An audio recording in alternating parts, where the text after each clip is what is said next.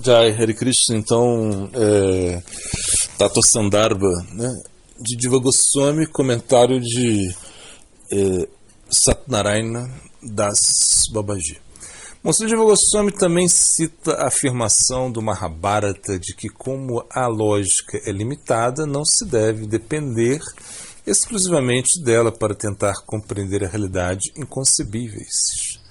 Por exemplo, por mera lógica, certamente não será possível entender os passatempos infantis de Sri Krishna, como o seu Dhamma Bandha Lila, em que sua mãe o amarrou com uma corda. A corda era muito curta.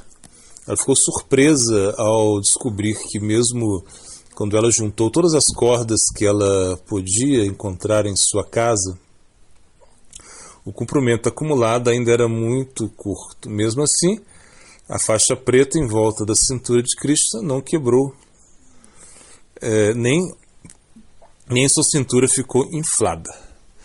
Então, o comportamento inconcebível da pessoa absoluta está inteiramente fora do alcance de todas as faculdades lógicas. Pode-se entendê-la apenas aceitando a autoridade do testemunho védico, Shabda Pramana.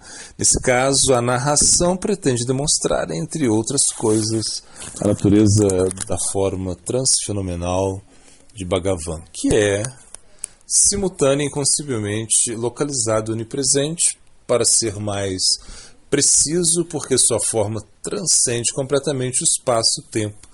Não está sujeita às categorias lógicas derivadas das considerações espaço e tempo. Ainda assim, embora o raciocínio lógico não seja um método independente, confiável na busca do conhecimento do absoluto, isso não significa que toda lógica seja inútil. A própria ideia de que a lógica não é totalmente confiável é conhecida através do uso da lógica, apoiada por referências das escrituras. Certamente devemos usar a razão ao tentar entender as declarações dos Vedas. O Brihat Aranyaka Upanishad assim afirma: o ser, ó ser, né, meu querido Maitreya, o ser, meu querido Maitreya, deve ser realizado, assim deve ser ouvido, refletido e profundamente meditado. Bom, esse é o verso aí. Aqui a palavra mantavya se refere à reflexão lógica. Devemos aplicar a lógica para entender adequadamente as injunções védicas, mas devemos rejeitar a lógica que contraria suas conclusões. A mera lógica nunca pode substituir as opiniões dos Vedas, que são livres de defeitos humanos. Portanto, é como indicado na declaração upanishádica acima, que a reflexão lógica apropriada, manana, sofre as verdades das escrituras.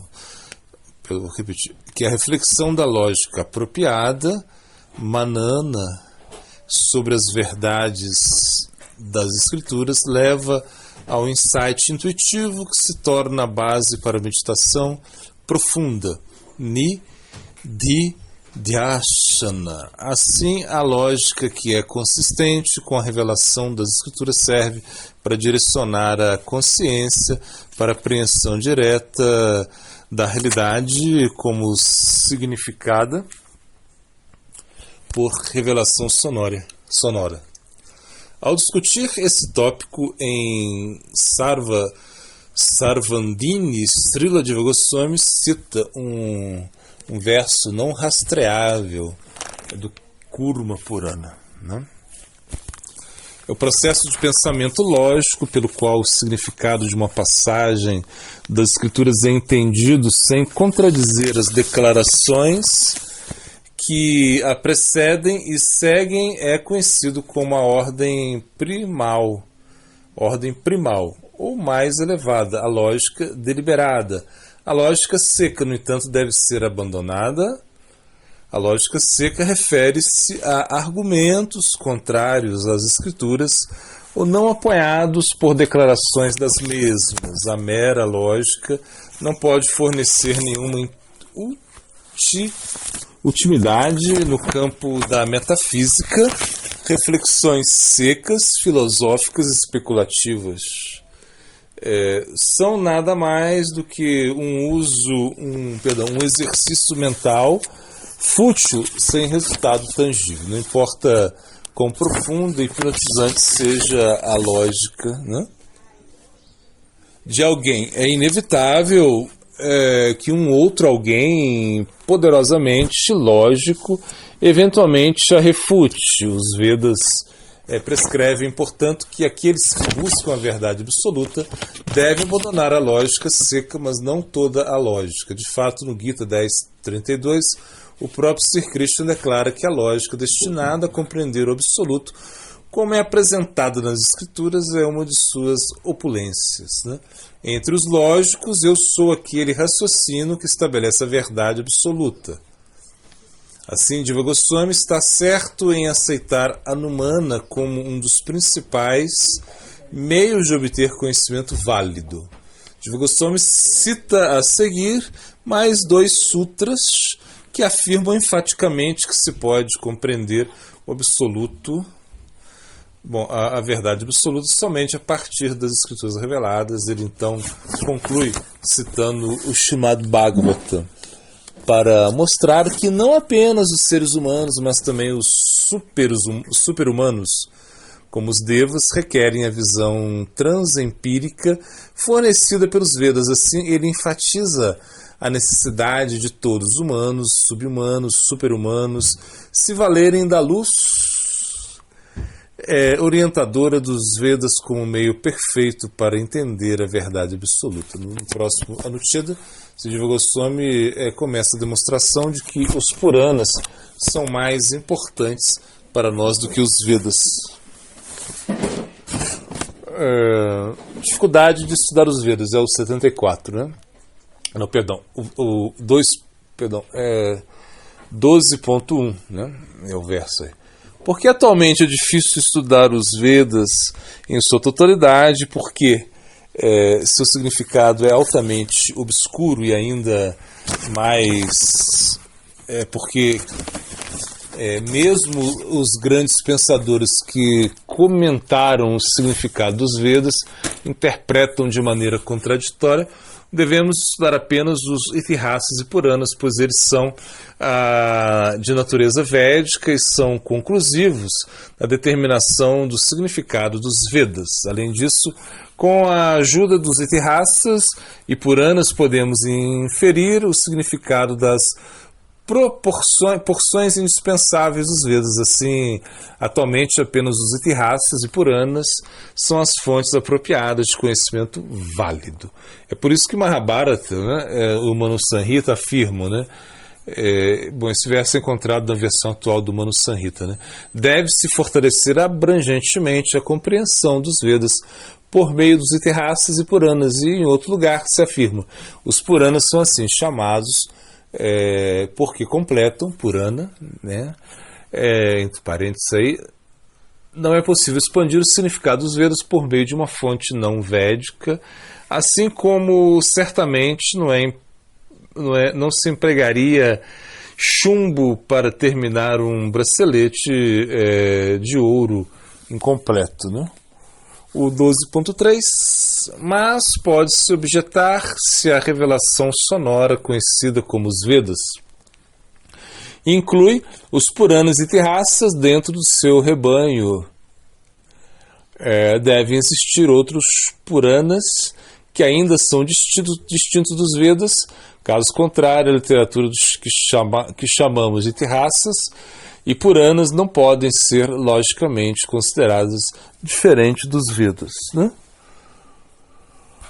A isso respondemos que os Itihasas e os Puranas não são diferentes dos Vedas, pois ambas as categorias de literatura não têm origem humana, Paurusheya, entre parênteses, e delineiam a mesma verdade específica. No entanto, uma distinção entre eles também é indicada em virtude da diferença na entonação e na fixidez da ordem das palavras, ou seja, os Vedas estão intrinsecamente ligados à entonação e a uma ordem fixa das palavras, mas os Puranas e Itihasas não estão.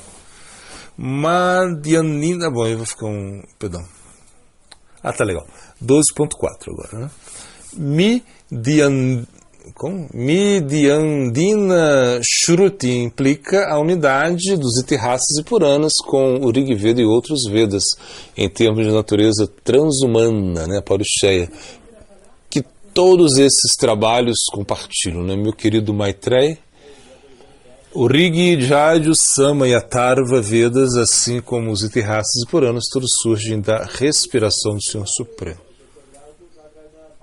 Comentário. Nos Anuchedas anteriores, Srila Jiva Goswami estabeleceu que os Vedas, Rig, Jaju, Sama, Atharva, constituem os meios de conhecimento válido do Absoluto. Aqui ele aponta as dificuldades práticas envolvidas em estudá-los.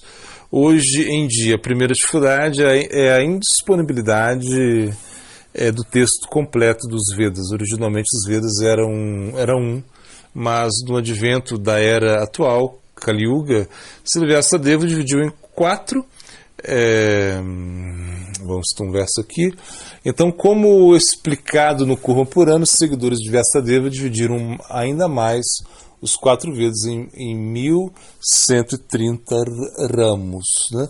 Antigamente o Rig Veda era dividido em 21 ramos, o Yajur Veda em 100 ramos, deve ser, bom, enfim. O Sama Veda em 1000 ramos e o Atharva Veda em 9 ramos. Isso é citado do Kurma Purana. Né? Cada um desses ramos tem 4 subdivisões chamados Sanhita, Brahmana, Aranyaka, Upanishad, assim todos juntos os Vedas consistem em 1130 Sanhitas, 1130 Brahmanas, 1130 Aranyakas, 1130 Upanishads, um total de 4.520 títulos. Por influência do tempo, porém, muitos textos foram perdidos. Atualmente apenas cerca de 11 Sanhitas, 18 Brahmanas, 7 Aranyakas, 220 Upanishads estão disponíveis. Isto constitui menos de 6% dos Vedas originais. A segunda dificuldade que se enfrenta ao tentar estudar os Vedas diz respeito à sua linguagem. Existem 2 variedades de sânscrito Vaidika, né, o védico, e Laukika, atual no mundo comum, e apenas a primeira delas é encontrada nos Vedas. No estudo sânscrito comum deve aprender vocabulário extras e regras gramaticais que exigem anos de estudo para entender o sânscrito védico. E mesmo quando a linguagem dos versos védicos é prescrutado, sua natureza enigmática o torna impossível de ser decifrado sem a explicação de um mestre realizado de uma sucessão discipular. Outra dificuldade, mesmo antes de estudar os Vedas, deve-se estudar seus 6 membros chamados Vedangas. Esses 6 membros são Siksha, a ciência da pronúncia, Kalpa, o processo de realizar sacrifícios, Vyakarana, as regras da gramática, Nirukta, os significados das palavras difíceis usadas nos Vedas e suas derivações, Jyotisa, um ramo da astronomia que lida com a influência dos luminares das ações humanas relacionadas ao Dharma, né? Jyotisa. Cada um desses membros é extenso e requer estudo sério. Para complicar ainda mais as coisas, como o advento de Kali Yuga, a memória humana ficou mais fraca. Antigamente não havia livros, um aluno podia assimilar todo o conhecimento, seu professor simplesmente ouvindo e lembrando. Mas isso não é mais possível nessa era. A comida, a água, o ar e até o próprio éter estão todos poluídos e todos esses fatores afetaram a memória humana, tornando difícil estudar até mesmo os 6% dos textos védicos disponíveis. Imagina os 4 Vedas inteiros, seus ramos. Srila Jiva Goswami concluiu que, embora os 4 Vedas sejam o Shabda Pramana ideal na era atual, é impraticável estudá-los completamente, assim determinar a verdade absoluta, né? Como alternativa, alguém pode sugerir que com apenas alguns dos Vedas estão disponíveis e mesmo eles são difíceis de entender, por que não estudar simplesmente o Vedanta Sutra, o resumo definitivo das conclusões védicas? A isso, Jiva Goswami responde que vários pensadores divergem sobre o significado do Vedanta Sutra e assim esse método provavelmente levará a confusão. Além disso, pensadores importantes como Gautama, Kapila e Jaimini aderem a outras filosofias. Então, por que devemos aceitar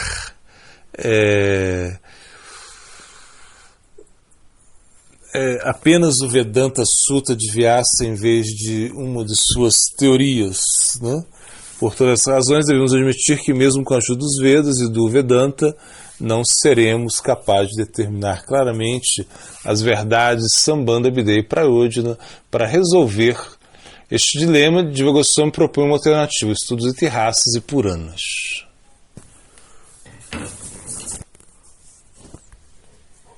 Bom, Siddhanta, depois de Advaitacharya, depois da Advaitacharya teve outro sonho, né? Com Madan Gopal, que dizia para ele entregar as suas deidades para um Brahmana. Mas Advaitacharya não queria, ele ficou muito chateado, mas o Brahmana também teve o sonho de que teria que adorar as deidades, então ele foi lá e se encontrou com Advaitacharya, e Advaitacharya acaba entregando as deidades para esse Brahmana. Mas depois ele também teve outro sonho que a deidade dizia: existe uma pintura de Krishna feita por Vishaka, então adore essa pintura, e assim ele foi. Mas não tínhamos elegibilidade para praticar o Bhakti Raganuga. Nós não tínhamos elegibilidade para praticar o Bhakti Raganuga, mas Swami Maharaj Prabhupada criou um atalho. Ele pôde nos dar através de serviço essa elegibilidade.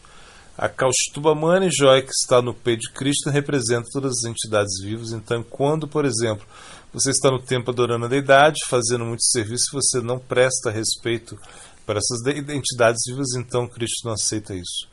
Swami Maharaj Prabhupada, por ter vindo para o Ocidente, ele entregou o Bhakti para pessoas muito desqualificadas, que não tinham nenhuma noção do Dharma, nenhuma noção do Vairagya, que não podiam meditar, não faziam nada do que Krishna fala no Bhagavad Gita. Então, por isso o Bhakti é muito generoso.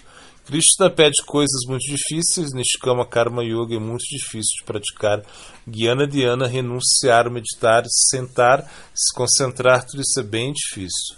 Krishna pede coisas difíceis no Bhagavad Gita, seguir o Dharma Shastras, executar os deveres prescritos, sem se apegar aos mesmos, algo bem difícil. Swami Maharaj Prabhupada fala no comentário do Bhagavatam: grandes almas enganam aos outros por uma grande causa, se referindo a essa situação de Sanjaya, que se sentiu enganado. Quando Krishna pede, estude o Dharma Shastra, pratique Karma Yoga, Nishkama Yoga, pratique Jnana, pratique meditação, tudo isso não é tão difícil de praticar porque requer uma elegibilidade. Bhakti não significa que você adora Krishna, canta sua japa, serve Krishna e depois vai no mundo e acha que todas as pessoas são demônios, que você tem que converter eles. Bhakti não é isso. Swami Maharaj Prabhupada tinha muito amor por todas as divas, ele veio para o estrangeiro, cantou Krishnanam e beneficiou todas as divas. Krishna, de mãos postas, implorando com lágrimas nos olhos, diz a Arjuna: seja meu devoto, e isso é isso que eu quero que você faça. Se você conhece as escrituras ainda que superficialmente, você pensa: nossa, Krishna realmente está facilitando muitas coisas. Ele diz: ofereça uma folhinha, uma florzinha, que é isso? No Bhakti existe uma generosidade, o Bhakti pode aceitar pessoas desqualificadas. Por exemplo, tudo que Krishna pediu para Arjuna era tão difícil. Ser Gyani, ser Yogi, seguir o Karma Marga é difícil, mas Bhakti é muito generoso.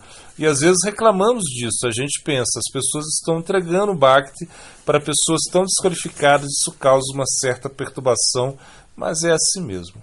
Krishna ama Arjuna e quer que a Arjuna entre em Mathura, mas Arjuna não tem adhikara para isso, não tem elegibilidade. Arjuna tem elegibilidade para Vaidhi Bhakti, mas não para Raghunuga Bhakti. Mathura é uma terra de enganadores, e o que Sanjaya fala no Bhagavata, ele fala: eu fui enganado por essas pessoas. Ele fala em relação a Vidura, Dhritarashtra, Gandhari, que abandonaram ele, não falaram nada e foram embora para os Himalaias para abandonar o corpo, para ter uma passagem transcendental. Quando Shukadeva Goswami diz: ao escutar a respeito de Krishna, minha consciência foi capturada e fui levado para longe, para outro mundo que eu não conhecia, o qual a existência eu não conhecia previamente. Isso aconteceu quando Shukadeva saiu. Previamente ele tinha deixado o ashram, deixado Vedavyasa. Seu pai, então, ele foi para um poço onde Devidases estavam se banhando nuas, mas ao vê-lo elas não cobriram, não ficaram com nenhuma vergonha. Vyasa corria atrás do seu filho e gritava: ó meu filho, ó meu filho, pelas árvores ecoavam em respostas: ó meu filho, ó meu filho.